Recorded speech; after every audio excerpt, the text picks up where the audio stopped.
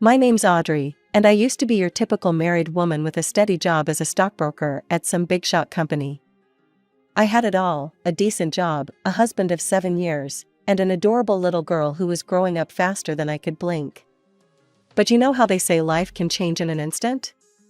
One day, my husband drops this bomb on me. He's been fooling around with some knockout, and now he's head over heels for her. Just like that, he wants a divorce. I remember standing there, my mouth hanging open like a fish out of water, trying to wrap my head around what he just said. "You're, what?" I managed to choke out. He had the decency to look a little ashamed, at least. "I'm sorry, Audrey. I didn't mean for this to happen, but I can't help how I feel." I wanted to scream, to throw something, to make him feel as shitty as I did right then. "What about our daughter?" I finally asked, my voice barely above a whisper. He ran a hand through his hair, looking everywhere but at me. "I'll still be there for her, of course. I'm not abandoning her." "Yeah, just me," I thought bitterly. The next few weeks were a blur of tears, anger, and more paperwork than I ever wanted to see in my life. My ex, to his credit, didn't try to screw me over. He paid a hefty sum in compensation without dragging me through court, and he set up a generous alimony for our little girl. Small consolations, but I'll take what I can get. First thing I did? Changed my name back to my maiden name, Collins, and my daughter's too. The next 5 years were, well, they were something. I threw myself into work, trying to fill the void left by my failed marriage. We had our struggles, sure, but we made it work. Then, just when I thought life had settled into a new normal, it threw me another curveball. My ex-husband died. I stood there at his funeral, our daughter's hand in mine, feeling a strange mix of emotions I couldn't quite name. Grief, confusion, anger? All of the above? As we were about to leave, this guy in a suit approached us. Turned out to be my ex's lawyer. Ms. Collins, he corrected himself, glancing at his papers. "Your ex-husband left everything to you and your daughter. He left a letter for you as well." I stood there, letter in hand, feeling like the ground had just shifted beneath my feet. That night, after tucking my daughter into bed, I sat at the kitchen table and opened the letter with trembling hands. As I read, I felt a whirlwind of emotions. "Audrey, I know I have no right to ask for your forgiveness, but I hope you'll find it in your heart to grant me this last request. I realized my mistake in leaving you, but by then, it was too late to undo the damage I'd caused. I'm leaving everything to you and our daughter. Please use it to give her the best life possible. And Audrey, I hope you can find happiness again. You deserve it. I'm sorry for everything. Your stupid husband, Jason Moore." I don't know how long I sat there, tears streaming down my face. The bastard had the nerve to apologize now? But as my anger faded, I realized I had been given an opportunity. A chance to secure a better future for my daughter and myself. The next few weeks were a blur of meetings with financial advisors and lawyers. Suddenly, I was wealthy. It was surreal. I set up a hefty education fund for my daughter, ensuring her future was secure. But I wasn't content to just sit on this money. I'd always been good at my job, and now I had the capital to strike out on my own. So, I did something that surprised even me. I opened my own brokerage firm. "You're doing what?" my best friend, Sarah, asked over coffee one day. I grinned, feeling more alive than I had in years. "Opening my own firm. And get this, I'm naming it after my ex-husband's last name." Sarah's eyebrows shot up. "Are you serious? After everything he put you through?" I shrugged. "Call it a thank you for the seed money. Besides, it's a good name for business. And you know what? It turned out I had a knack for running my own show. The company took off like a rocket. Before I knew it, I was hiring staff, expanding operations, and raking in profits that made my old salary look like pocket change. One day, as I was leaving the office late, again, my assistant caught me at the elevator. "Ms. Audrey, your daughter called." She said it's not an emergency, but she'd like you to call her back when you can. I felt a pang of guilt. I'd been so wrapped up in work lately, I hadn't been spending much time at home. Thanks, Jessica. I'll call her right now. In the car, I dialed home. My daughter picked up on the first ring. Mom, are you coming home soon? The weariness in her voice broke my heart. I'm on my way now, sweetheart. Is everything okay? There was a pause. Yeah, I guess. It's just, you're never home anymore. I miss you. As I hung up, I realized something had to change. I'd escaped one trap of workaholism only to fall into another. It was time to reassess my priorities. The next day, I called a meeting with my top executives. It was time to make some changes, both in the company and in my life. As I looked around the conference room at the team I'd built, I knew I was making the right decision. I'd decided to step back from day-to-day operations, I announced, ignoring their shocked expressions. It's time I focused on what's really important, my family. I hired a capable director to handle daily operations, and I took on a more passive role. It felt strange at first, like I was letting go of a part of myself. But the moment I saw my daughter's face light up when I picked her up from school, I knew I'd made the right choice. As we walked to the car, she chattered excitedly about her day. I realized with a pang of guilt how much I'd been missing. Hey, I said as we buckled up. How about we take a little trip this weekend? Just you and me? That weekend getaway turned into a series of adventures. We traveled, explored new places, and most importantly, spent time together. I enrolled her in various after-school activities, art classes, language lessons, you name it. She was thriving, and I was there to see every moment of it. The years flew by, and before I knew it, my little girl was heading off to college. She'd grown into a remarkable young woman, smart, kind, and surprisingly humble, despite our wealth. She'd chosen to study architecture, a decision that filled me with pride. The day we moved her into her dorm, I reflected on how much our lives had changed. From the struggles of single motherhood to the unexpected windfall, and now this new chapter. I wondered what the future held for both of us. I didn't have to wait long to find out. A few years later, my daughter graduated with honors and landed a job at a prestigious architecture firm. She was thriving in her career, and I couldn't have been prouder. Then came the day she called me, her voice bubbling with excitement.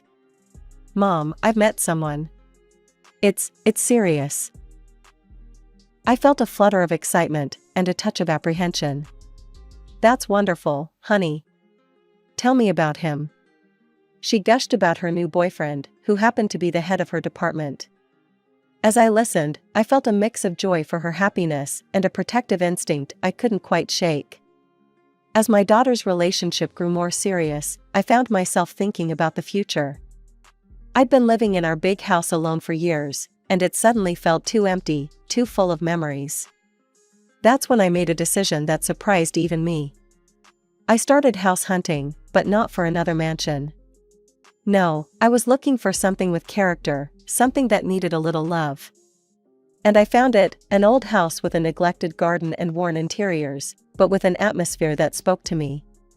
When I told my daughter about my plans, she was shocked. Mom, are you sure? That place sounds like it needs a lot of work. I laughed. That's the point, sweetie. I need a project, something to pour my energy into. She hesitated. But what about our house? All those memories. I took her hand.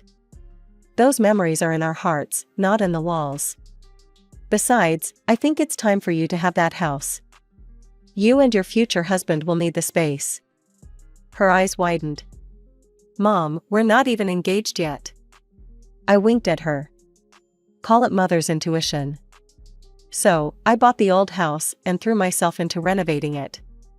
It was hard work, but satisfying. As I stripped wallpaper and repainted walls, I felt like I was rebuilding a part of myself too. One day, as I was wrestling with an overgrown rosebush in the garden, my phone rang. It was my daughter. Mom, he proposed, she squealed before I could even say hello. I nearly dropped the pruning shears. "Oh honey, that's wonderful. Congratulations. We want you to meet him properly," she said. "Can we come over to your new place this weekend?" I looked around at the half-finished renovations and dirt-smudged walls. "Are you sure you don't want to meet somewhere nicer?" "No, Mom," she insisted. "We want to see your new home." The weekend arrived faster than I expected. I was out in the garden, trying to make some semblance of order in the chaos of weeds, when I heard a car pull up. "Mom," my daughter called out. "We're here." I stood up, wiping my dirty hands on my even dirtier work clothes. As they approached, I got my first look at my daughter's fiance. He was tall, well-dressed, and had a polite smile on his face. But something in his eyes made me pause. I extended my hand. "It's nice to finally meet you. I'm Audrey." He looked at my dirt-covered hand with an expression I couldn't quite read. Was that disgust? No, surely I was imagining things. "Pleased to meet you," he said, barely touching my hand before quickly letting go. As we walked into the house, I couldn't shake the feeling that something was off. He examined the old furnishings and half-finished renovations with poorly concealed disdain. "So, Audrey," he said, turning to me. "How did you afford to send your daughter to such a good college if you're living in a place like this?" I caught my daughter's shocked expression and decided to have a little fun. I winked at her, hoping she'd play along. "Oh, my ex-husband helped out with that," I said casually. "We divorced years ago, but he made sure our daughter was taken care of." The young man's face tightened even more at the word divorce. I could practically see him reassessing me, and not in a good way.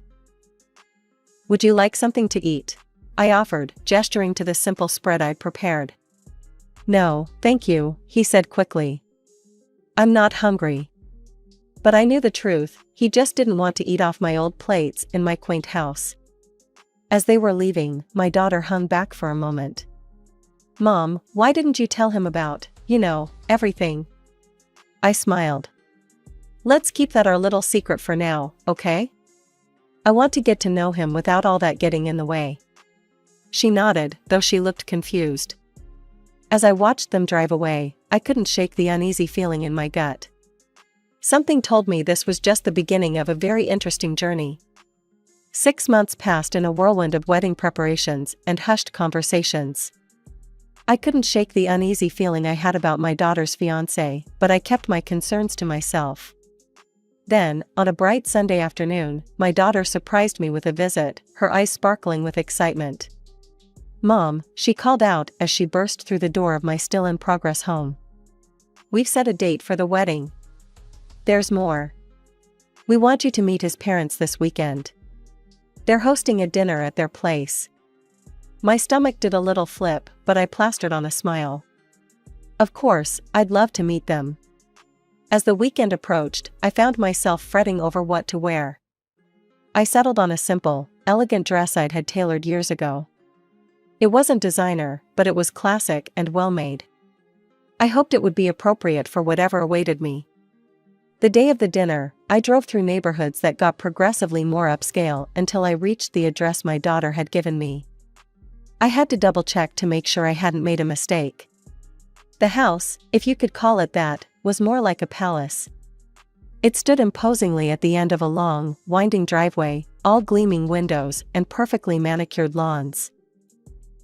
As I parked my modest car among the luxury vehicles, I felt like a dandelion in a garden of roses. I took a deep breath, reminding myself that I was here for my daughter, and made my way to the front door. My daughter's future in-laws descended the grand staircase like royalty greeting a commoner. They were impeccably dressed, dripping in jewels that probably cost more than my entire house. "Welcome," the mother said, her voice sickly sweet. Her smile was wide but didn't quite reach her eyes. "We're so pleased to finally meet you." Her husband, a stern-looking man with silver hair, nodded curtly. "Yes, we're absolutely thrilled that your daughter will be joining our family. She'll want for nothing now, I can assure you of that." I bit the inside of my cheek, forcing myself to maintain a polite smile. "That's very kind of you to say." The mother laughed, a tinkling sound that set my teeth on edge. Oh, we're not kind, dear. We're just not prejudiced. We're more than happy to welcome your daughter into our family, despite, well, you know. I felt my eyebrow raise of its own accord. I'm afraid I don't know. What exactly do you mean? The woman's smile turned patronizing, and she reached out to pat my arm condescendingly. Well, dear, we know all about your modest circumstances. Our son has told us everything. Raising a child all alone, living in that poor little house of yours. He mentioned it's practically falling apart at the seams. It must have been so difficult for you. Her words hung in the air, dripping with false sympathy and real disdain. I opened my mouth to respond, but before I could, she continued, her voice lowered as if sharing a secret. But don't you worry. Once your daughter marries our son, she'll never have to think about money again. She'll finally know what it's like to live in a real home, not some crumbling shack. I felt my daughter tense beside me, but I gave her a reassuring smile and turned back to her future mother-in-law. Please, do continue, I said, my voice steady despite the anger bubbling inside me. I'm fascinated to hear more about your generous perspective. The woman seemed to take this as an invitation to further display her condescension. Oh, darling, I hope you're not expecting any handouts from us. We believe in earning one's way, you see. We won't be extending our generosity beyond our new daughter-in-law. I nodded, forcing a look of understanding onto my face. Of course, I wouldn't dream of it. Deciding to play along with their assumptions, I adopted a meek demeanor. I'm just grateful my daughter will have such opportunities. This seemed to please them, and they visibly relaxed. As we moved to the opulent dining room, I couldn't help but notice the groom's father eyeing me with a mixture of pity and disdain. So, tell me, I said, turning to him. What line of work are you in? He puffed up with pride. I'm a stockbroker, one of the best in the business, if I do say so myself. Oh, how interesting, I replied, feigning ignorance. Which company, if you don't mind me asking? When he named the company, my company, I had to use every ounce of self-control not to react. I caught my daughter's eye, and we shared a brief, knowing look. As the evening wore on and the wine flowed freely, the groom's father became increasingly boastful. He leaned towards me, his words slightly slurred. You know, he said in a conspiratorial tone, you can't make real money by playing by the rules. I raised an eyebrow. Oh, how do you mean? He gestured grandly at the luxurious surroundings. You think I got all this by being a good little employee? Huh. He leaned in closer, the smell of expensive wine on his breath. I've got a system, see? I use the company's resources to wine and dine potential clients, then I redirect them to my personal investment schemes. All the profit, none of the overhead. I felt my daughter's hand tighten on mine under the table. I squeezed back, silently urging her to stay quiet. But surely that's risky? I asked, careful to keep my tone curious rather than accusatory. He waved his hand dismissively. Bah, the company's too big to notice. And even if they did, I'm too valuable to let go. It's a perfect setup. As he continued to boast about his fraudulent activities, I simply smiled and nodded, all the while making mental notes. This evening had certainly turned out to be more illuminating than I could have ever imagined. As the evening progressed, the groom's mother stood up with a flourish. Shall we move to the dining room? Dinner is served. We followed her into an equally opulent dining room, where a table groaned under the weight of fine china and crystal. As everyone took their seats, I noticed the others had plates piled high with gourmet dishes. But when I looked down at my own place setting, I was stunned to see a cheap plastic bowl filled with instant noodles. The groom's mother's voice dripped with false sweetness. We thought you'd prefer something more familiar.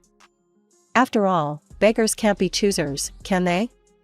We wouldn't want to overwhelm you with our fancy food. I felt my daughter stiffen beside me, her face flushing with anger. Before I could react, she stood up abruptly, her chair scraping against the floor. Mom, we're leaving, now. Her voice shook with barely contained rage. The groom reached for her arm. Honey, please, they didn't mean. She yanked her arm away. Don't touch me. How dare you all sit here and insult my mother like this? I won't stand for it. Her fiance's face darkened. You'll come crawling back, he sneered. Where else are you going to find someone as rich and promising as me? I stood up slowly, pride swelling in my chest for my daughter's strength. But before we left, I had one last card to play. Before we go, I said calmly, I have a question. Did you know that the last name I use is actually my maiden name? The groom's parents exchanged confused glances. My married name, I continued, is the same as your company's name. More. I looked pointedly at the groom's father. Their faces paled as realization dawned. That's right, I said, my voice steely. I own the company you work for. And I'm very interested in investigating the fraudulent activities you so kindly shared with me earlier. Suddenly, their demeanor changed completely. They began pleading, apologizing profusely, their earlier arrogance replaced by desperation. Please, we didn't know. We can explain everything. My daughter and I exchanged disgusted looks at their sudden change of heart. Save it for the authorities, I said, turning to leave. As we drove home, my daughter turned to me, her eyes brimming with tears.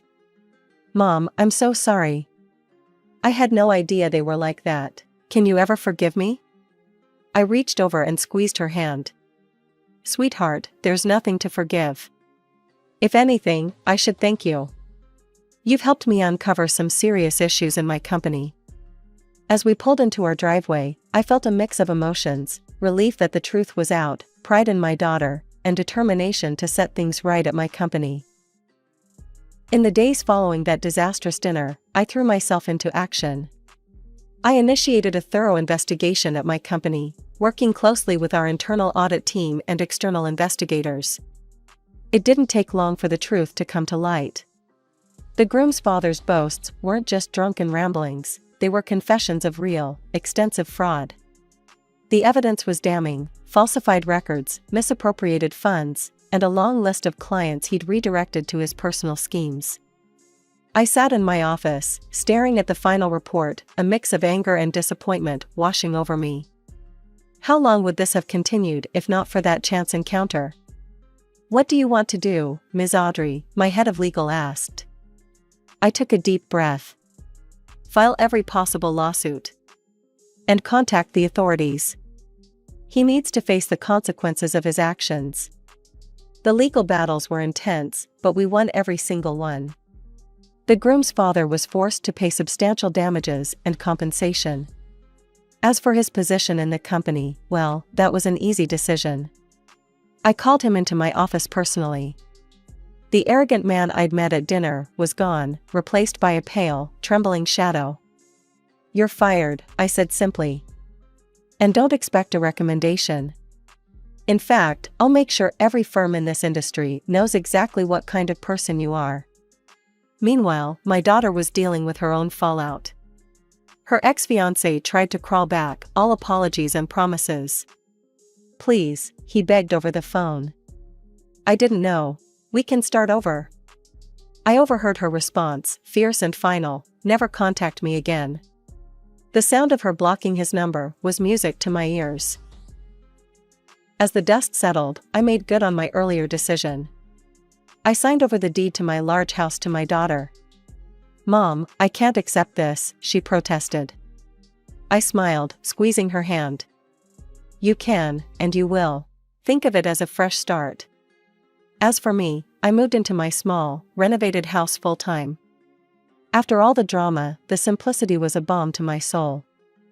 I spent my days tending to my garden, volunteering at local charities, and occasionally checking in on the company to make sure everything was running smoothly.